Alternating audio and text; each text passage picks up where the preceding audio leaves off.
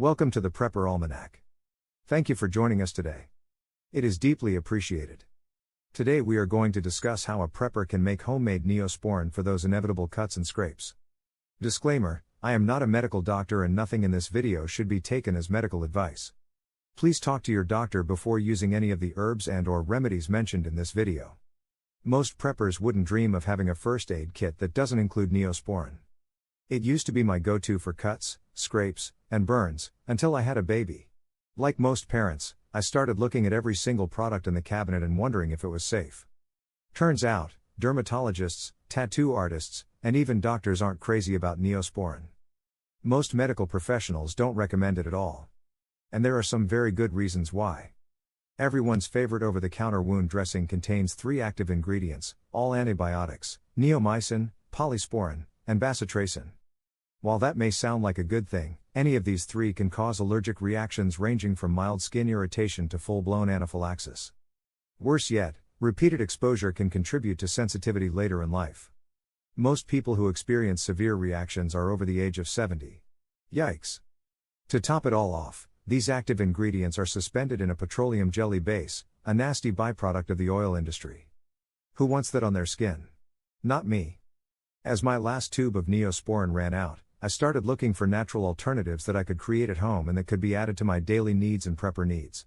After reviewing dozens of recipes, I combined a few of the best ones and modified my recipe to work with what I had on hand. What I came up with is a combination cut and bruise balm using ingredients I had growing on my property and sitting in my pantry. In the end, this natural Neosporin has been perfect for scrapes, cuts, and burns. It smells wonderful, and I feel good about putting it on my toddler's sensitive skin. The active ingredients. Comfrey is well known for its healing properties, which is how it got its nickname, knitbone. It grows wild in many places, but leaves can also be purchased dried and ready to use. Calendula has powerful antifungal, anti-inflammatory, and antibacterial properties that have made it a staple in skin creams and salves for generations. Again, you can easily purchase dried calendula flowers if you don't have them growing. Elderberries are widely touted for their antiviral qualities, but the leaves have long been used in folk medicine as a bruise and wound balm. Honey has legendary antimicrobial and humectant, moisturizing, properties but isn't absolutely necessary. If you have arnica flowers growing nearby, you can add them for the same anti-bruising effect as elder leaves, but elder leaves may be more widely available, as they grow wild in great abundance. There are many other botanicals you can use, such as echinacea root, dried plantain leaves, or yarrow, but I chose those that were most readily available in my area. As far as the carrier oils go, you can use almond oil instead of olive oil if you like, and shea butter or cocoa butter can take the place of coconut oil. However, coconut oil has antimicrobial properties that make it particularly effective as a Neosporin replacement. You must use beeswax to give the salve a balm-like quality and to ensure it doesn't liquefy in a warm environment. Lavender is a much beloved essential oil for promoting healing, but some folks don't like the fragrance, and others are allergic to it. I prefer frankincense oil for its healing properties, so that is what I used in my recipe. What you will need: ½ ounce dried comfrey, ½ ounce dried elder, Sambucus nigra, leaf, ½ ounce dried calendula flowers, ½ cup coconut oil, ½ cup olive oil, 2 ounces, 1/4 cup, beeswax, 2 tablespoons of honey, 10 drops of lavender or frankincense essential oil, a double boiler, bain-marie, or suitable alternative, small glass jars or tins. Instructions. Note: if you are harvesting fresh plant materials, you will want to dry them before you get started. A dehydrator is ideal, but you can also use a variety of methods for drying, from placing herbs in the oven at the lowest setting to hanging bundles of leaves in a paper bag for a few days. Using dry herbs helps prevent any moisture in the salve, which is important for keeping it fresh long term. Infusing the oil. Measure out your dried botanicals and place them into a double boiler. If you have a kitchen scale, you can weigh them out, but there is no need to be super precise. I find that a small handful of each works just fine. Ingredients in double boiler. Measure out the oils and pour them over the botanicals, then put them over low heat for 3 to 4 hours. Make sure the water level stays high enough in your double boiler.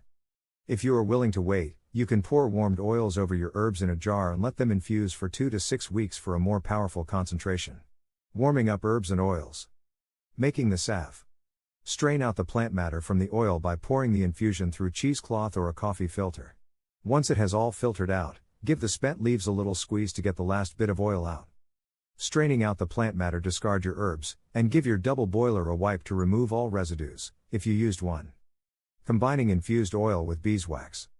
Combine the infused oil, which should be quite a nice, deep green at this point, with the beeswax in a double boiler. Add the honey and essential oil, and once all is well combined, remove it from the heat. Adding honey to mixture. Pour your still warm concoction into glass jars or tins, and use as needed. Pouring homemade Neosporin into tins. Uses. What makes this salve far superior to Neosporin is that it can be used liberally and on a regular basis without worry about allergic reactions or overexposure to antibiotics. Keep this salve on hand and apply it to cuts, scrapes, burns, and anywhere you've taken a hard impact.